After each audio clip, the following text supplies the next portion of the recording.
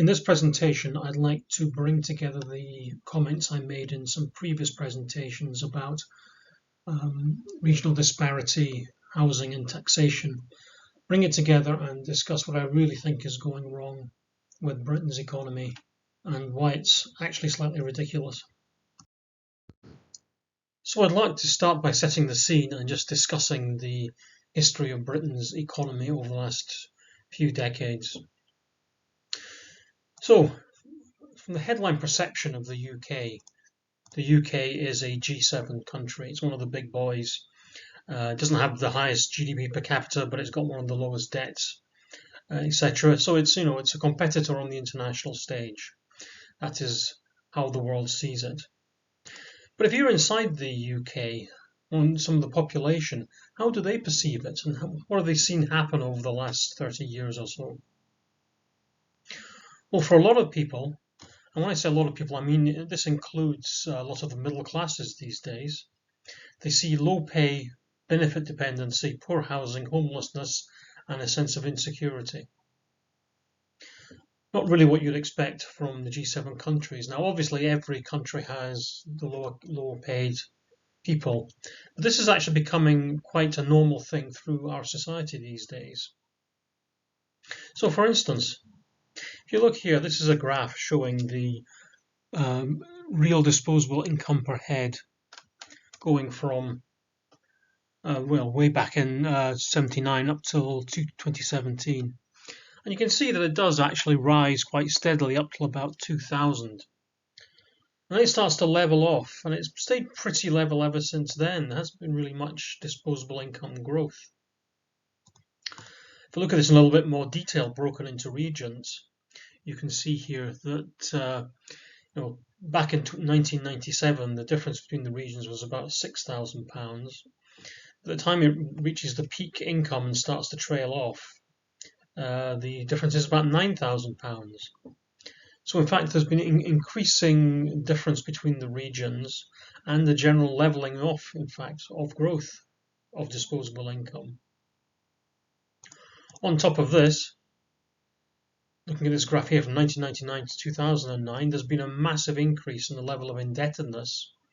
Notice this kind of coincides with that tailing off of GDP growth or disposable income growth.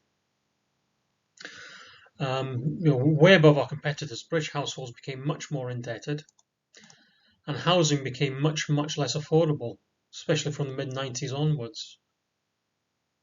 And this has given people the sense that they've got less money, it's harder to buy a house, and they're less secure. They just actually back in 2010 responded to this, and they started voting for the Lib Dems. Suddenly from 20% votes for the Lib Dems in 2010 just came out of nowhere. And then things didn't really improve, so they voted UKIP, then they voted Brexit, and they ended up electing Boris Johnson.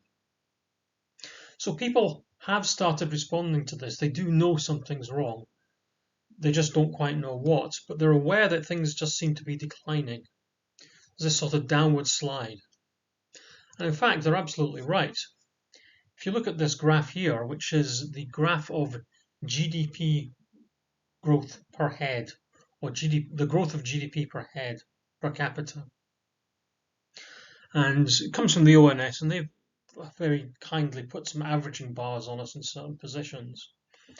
When you look at that, I'll put a green line on here to help, but you look at that, it's quite obvious, continuous downward slide here. And you look at the political parties that were in charge. Starts with the Tories, then Labour, then Tory Lib Dem, then Lib Dem again. Then Tory again to 2017. And we're all aware that since 2017 things haven't really picked up. We can see there is just a gradual trend line going down in the GDP per capita. And that's the figure that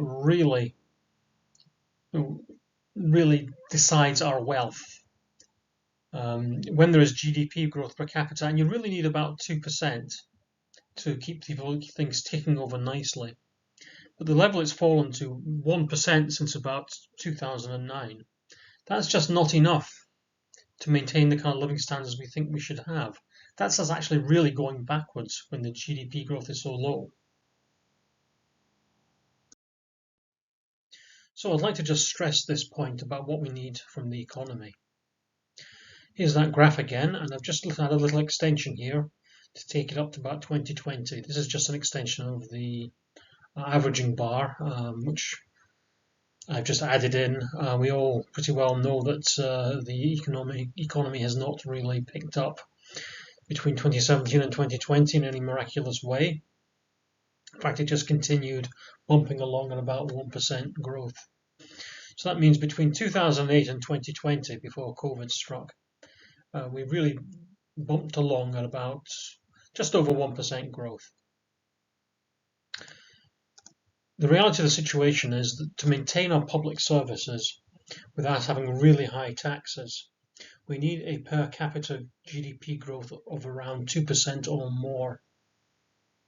That's what it really costs us to maintain our public services in our country the way we want to. Now, since 2008, we haven't had that, and that's why we've been stuck in a permanent state of austerity, with public sector pay actually gradually falling, because we simply couldn't afford it. Now, it's worth bearing in mind that pre-1990s, growth in the UK was commonly 3 to 4% per annum. This kind of gradual decline into a permanent 1% growth rate is not some kind of fate of the UK. This has happened because we've done it to ourselves. What we need to do is get back to a state of growth well above 2%, spread evenly across the country, unlike the situation we're in now. Now, I have a couple of explanations as to what's been driving this, why we've seen this decline. But I must warn you, they're actually both a little bit baffling. It's kind of hard to believe we would actually do what I think we've done.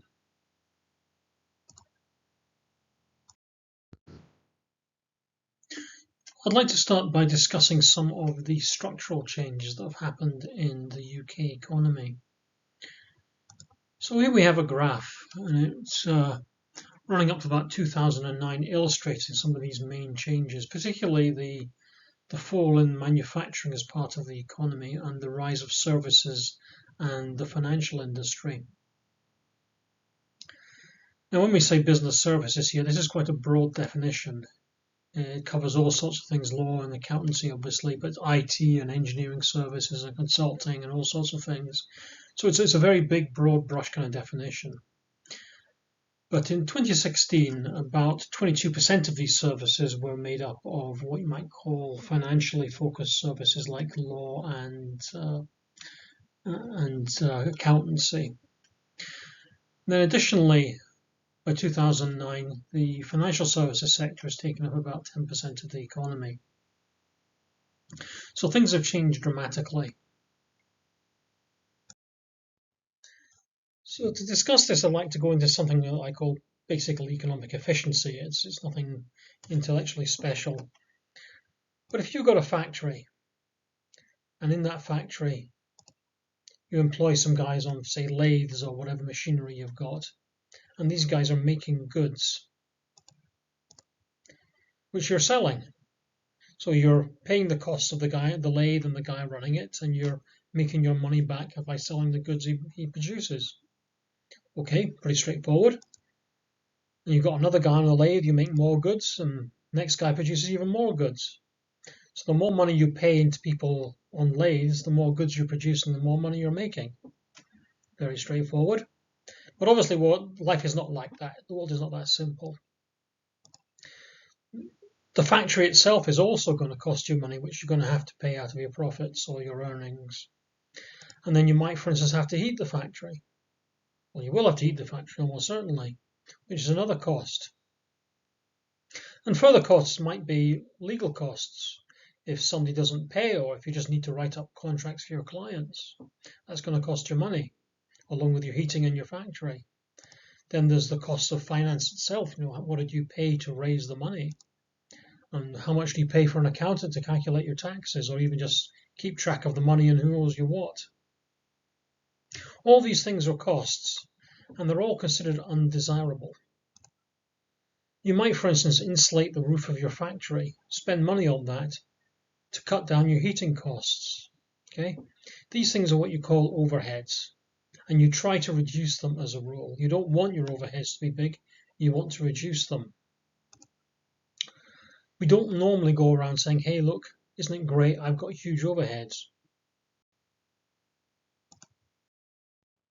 In fact, as much as bankers and financiers and lawyers and what have you are overheads to a business, they're also overheads to UK PLC.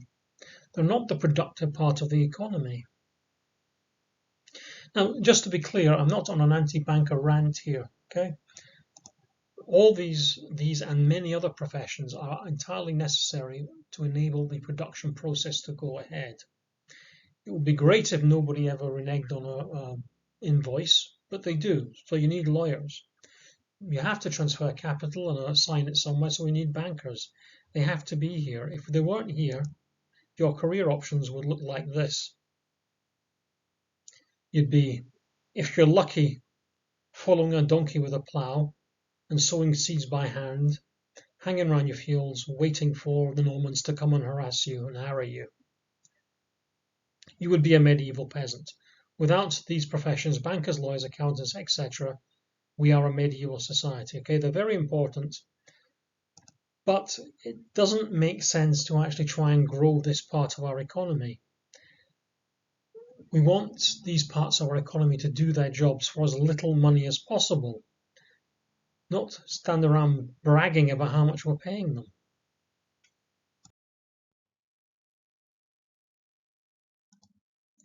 So an efficient economy would reduce the amount of effort that goes into these sorts of things and would increase the focus on producing the goods and services people want.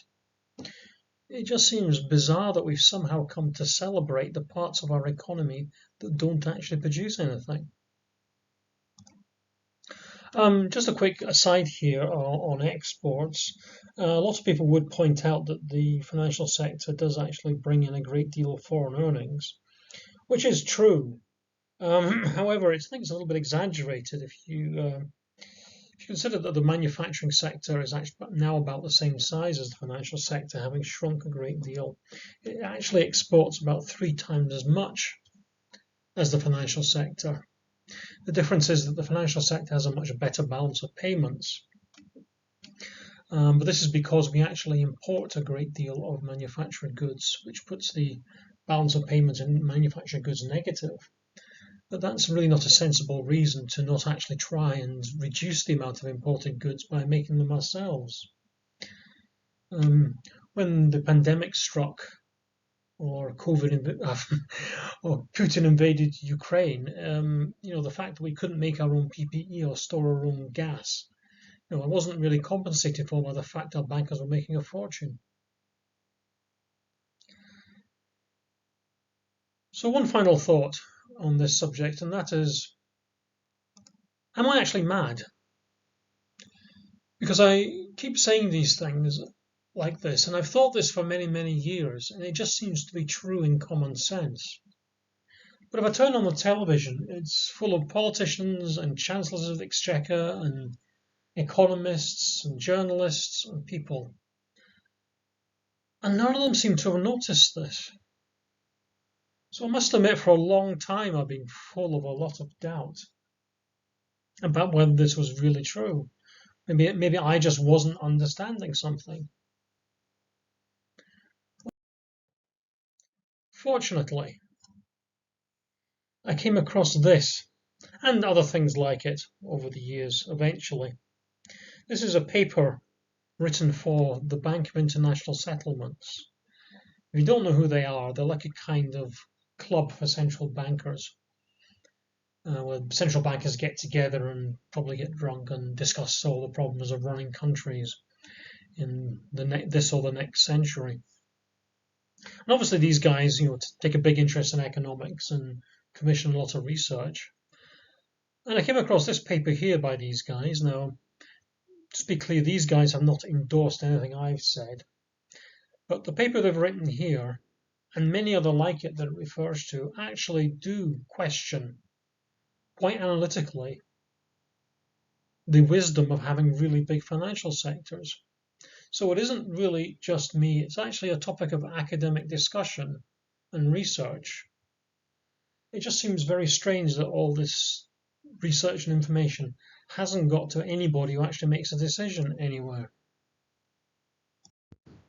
So, having described this rather baffling belief system the country seems to have, I'd like to move on to some of our rather baffling economic management.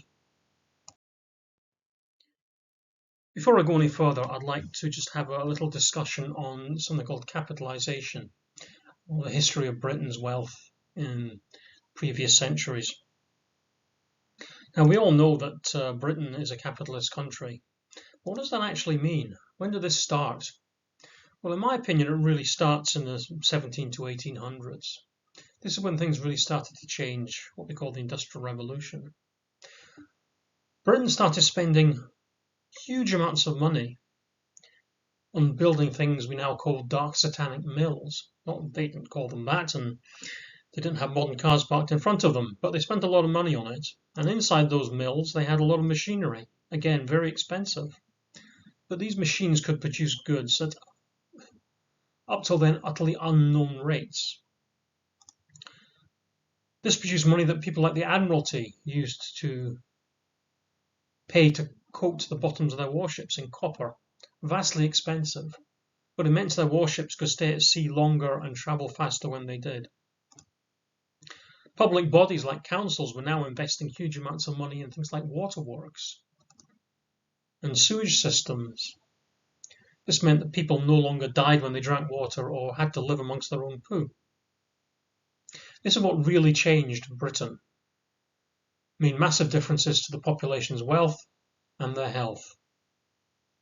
It also paid for the empire and paid for the war against the slave trade and basically paid for Britain's preeminent position in the world at that time. So breaking these investments into broad groups, there's business investment, things like factories and mills, which improve productivity of the workers, reducing prices and creating demand for labour, obviously to work in these places. There's dwellings, building homes, which obviously reduces the price of dwellings and therefore increases the amount of disposable income in the economy and also improves the health of the workers. And there's infrastructure investment, which could be anything from warehouses to sewers to ports to roads, whatever. But this also improves health and increases the level of trade both within and outside the country. It's worth noting actually that during this period the average lifespan went up by about 10 years for a typical person. Now, if you're an economic geek, there is a word for this. It's called fixed capital formation, or it's a phrase, I suppose. It means putting your money into stuff that is A, permanent, and B, produces other stuff. Now, it might produce clean water, it might just, as I say, take your poo away from you, or it might produce machinery that actually produces goods. But it's difficult to know what this was really like in the past. Some guys here have made an attempt to estimate it in this graph, going from medieval times to the end of the 1800s. And it shows the capital per head of population. Now, just be wary of the scale on the left here, because it's not a linear scale, it's a doubling scale. So every division, it doubles. So going from one division to the other means that the capital per head has doubled. You notice here it's kind of flat for most of the way, though, as the population was pretty stable as well. In fact, there is a bit of a climb here in the 1600s where the capital per head increases, but I think that's more down to various plagues reducing the number of heads than any increase in capital. The interesting bit is when you come towards the mid-1700s, when the curve starts to tip upwards, and then in the early 1800s becomes really quite steep. So this is actually very significant, more than doubling, maybe tripling of the level of capital per head.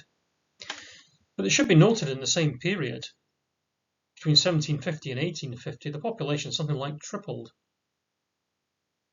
So we're looking at kind of a factor of 10 increase in the level of capital in the country. The actual absolute level of capital has massively increased over this period. And this was the real source of Britain's wealth.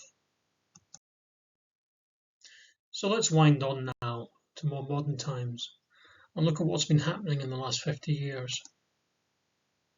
This is a graph showing the percentage of the UK's GDP that is used for fixed capital formation. In other words, the amount of what we produce that we reinvest in producing. And just note that the scale starts about 15 here. Okay, it's not a zero-based scale. But you can see quite clearly that in the 1970s and 80s, we have a level around maybe 22-23% is being reinvested. Come the 1990s, this drops sharply down to about 18%, which can't be good for a capitalist economy. But there's even more than that to consider. Obviously, if we have capital addition, capital formation, we have what's called capital consumption. In other words, as we are building buildings on new machinery, the old machinery and buildings are wearing out. So effectively, there's capital to be replaced all the time. Now, this is the ONS figures for this given in pounds or billions of pounds. So I'm just going to take the figure for 2019, and which is about 15% if you convert it and look at the size of the economy. So about 15% of the economy was our capital consumption in 2019. So what I've done is I've redrawn this graph here. Firstly, I've given it roughly an extension to a zero start. And secondly, I've drawn this red line on here just to indicate about 15% capital consumption. Obviously, it won't be exactly that in all the years, but it just gives you a frame of reference. So if you think that actually 15% of our capital formation is used just to replace the consumption of capital, then the net growth is only the bit above 15%. And if you look at that and you look at the rate of capital formation in the 70s and 80s, about 23%, well, it means we're adding about 8% per year to our capital stock. Come the 1990s, this has fallen dramatically. It's about 18%-ish. We're only adding about 3% to our capital stock. So the rate of capital growth is actually now less than half, significantly less than half than what it was historically. Surely this can't be a good thing for a capitalist country. If we want a reason for why our GDP keeps falling and we seem to be getting poorer, I think we don't have to look much further than this. No, it is basically a capitalist economy. If you don't put in capital, it won't work. So we have to ask ourselves, why is this? How did this come to happen? Because it looks pretty important. So, looking again at our graph, we wonder why this fall in capital formation happened. Well, I guess there are probably going to be lots of reasons, but I want to highlight three particular reasons I think have contributed significantly that I've discussed in previous presentations. If you remember in another presentation, I discussed the way in which capital leaks from the regions into the financial centres in the southeast. This means capital is leaking away from regions which were very much attached to the real economy and putting it in the hands of people who were very much attached to the financial economy. And when this really started happening was when the Big Bang happened, if you remember, if you're old enough to remember. The Big Bang was when electronic trading became the norm, and it quickly spread through all the banking systems. Well, the Big Bang happened about here, 1986, just shortly before this massive crash in fixed capital formation. The next effect, I believe, happened was, remember the discussion about taxation? Well, here I've created my own little graph of capital allowances for long-term planned investments. And if you look here, there's a blue line which is first-year investments, which back in the 70s was 100%. You're going to reclaim 100% of your expenditure in the first year against tax. And the orange line is kind of second year writing down, which lasted a bit longer into the mid-90s and then fell significantly then. But if we kind of try and make these on the same graph, you can see actually this massive fall in capital allowances was pretty contemporaneous with the Big Bang and just before the massive fall in fixed capital formation. And the third effect was, well, obviously when people weren't investing in long-term capital investments in machinery and plant and things, what were they investing in? Well, if you remember our discussion about the housing market, how there was a huge growth in house prices in the 1990s. Well, this pretty quickly turned up to absorb a lot of that excess capital, which was now looking for a home or an easy return without having to go to the awkward process of actually investing in long-term equipment.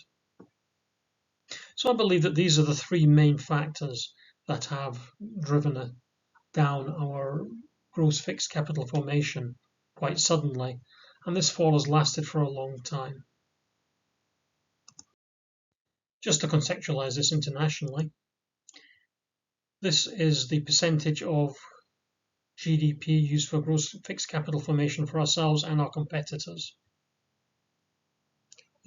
As you can see, the pale pink line is Britain, and from about mid-90s, early 90s, it crashes, and from mid-90s onwards, it just stays low. It stays well lower than all our competitors, by a significant degree.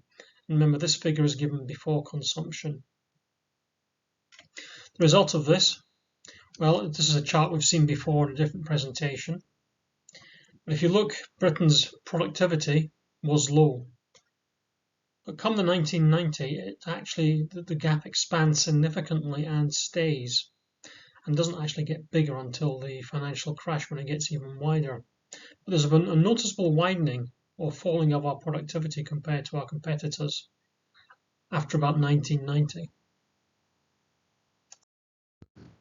I'd like to try and describe this as a narrative, kind of relative to this graph here, our graph of our ever-falling GDP per capita. Now look at it from a historical perspective, how it came about. So you go back to the 1980s and the Tory government is in, Nigel Lawson's Chancellor. They've taken on the unions and got rid of that insanity.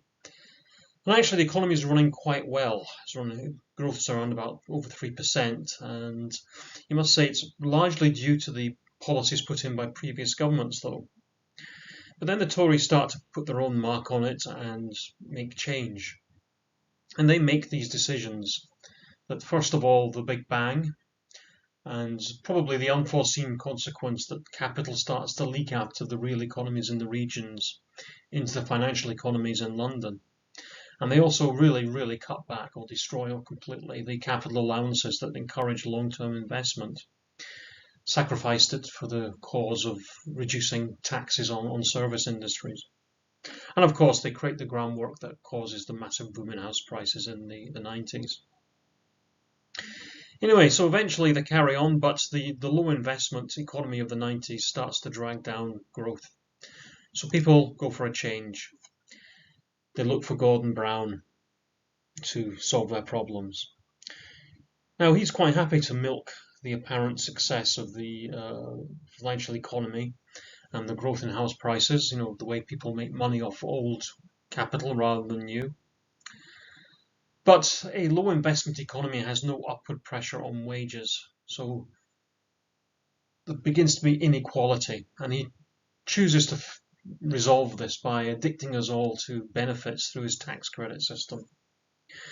And this continues on until 2008, when the sham of the housing market finally crashes, and we see the emperor's clothes for what they are. Now at this point, strange things happen, because people actually, I think at that point, started to realize there was a problem. And suddenly the Liberal Democrats get elected into government. All of a sudden, 20% vote for the Liberal Democrats. Where did that come from? And this coalition government, with George Osborne as Chancellor, tries to deal with the situation.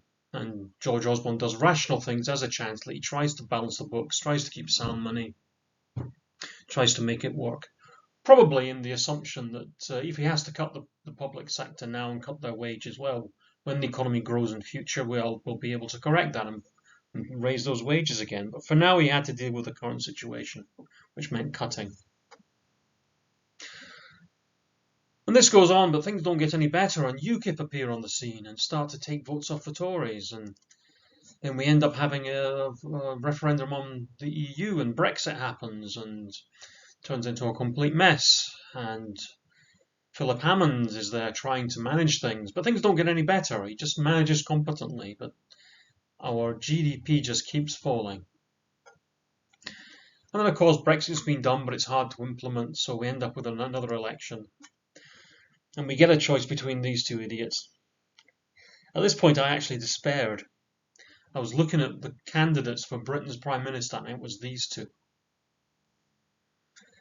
That's why I actually decided to write these presentations. It was then, because somebody had to do something.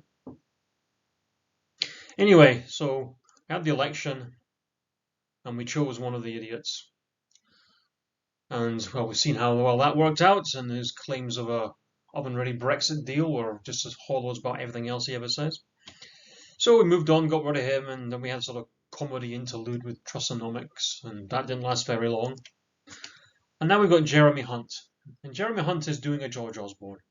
He's doing the rational thing. He's trying to balance the books. Again, because I assume he's really a fairly decent guy, he hopes in future growth will allow us to raise the pay of the public sector again. Not just now, because we don't have the money.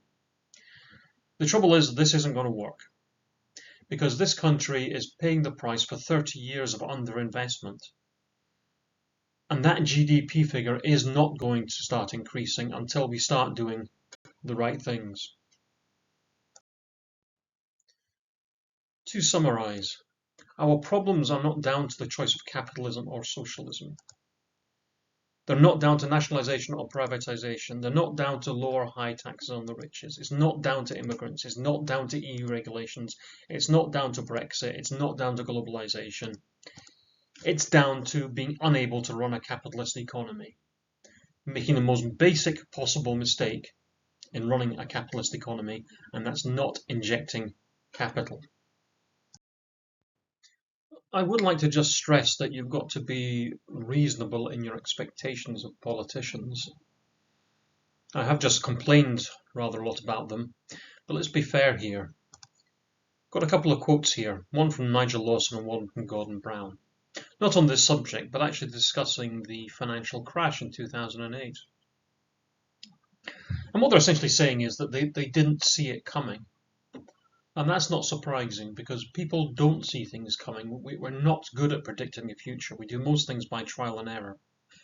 So there's only so much you can expect your politicians to be able to do. But we're in a situation now where even the bulk of the population by 2010 had worked out something was wrong, and they started voting accordingly.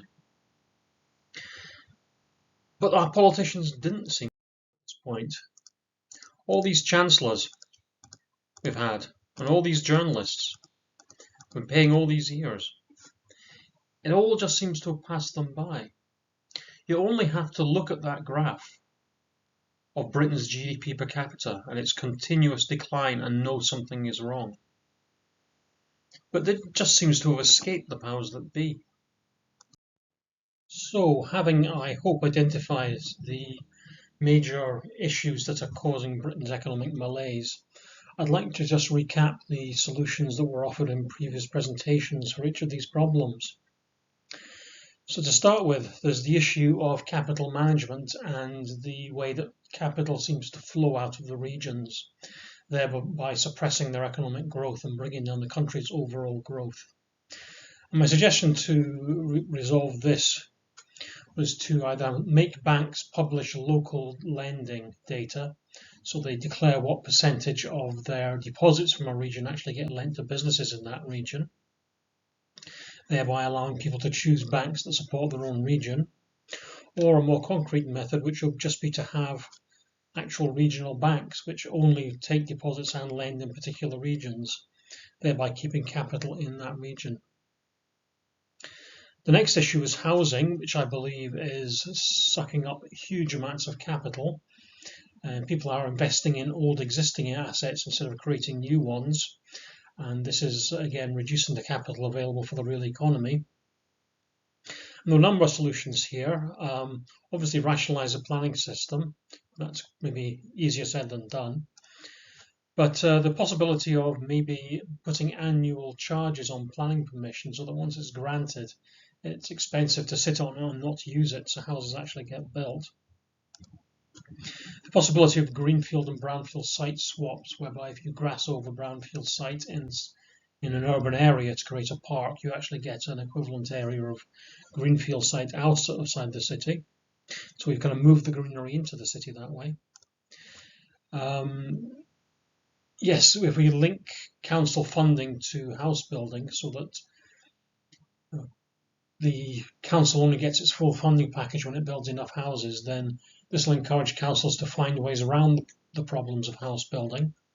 And if need be, we give them the ability to compulsorily purchase some kinds of land. Not all land, but certain categories. More detail in the presentation.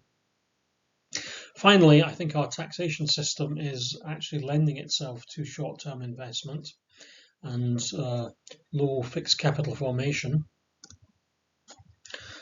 We can deal with this by, first of all, trying to create some more equivalence between debt financing and equity financing, which many countries are doing, but we're not.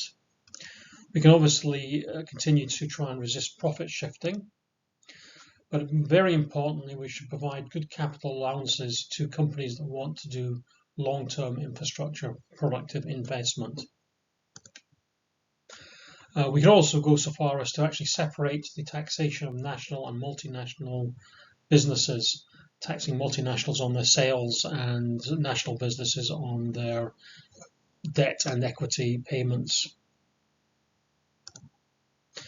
And we can also just actually simplify the tax system in general because it's so complicated, it takes up a huge amount of effort.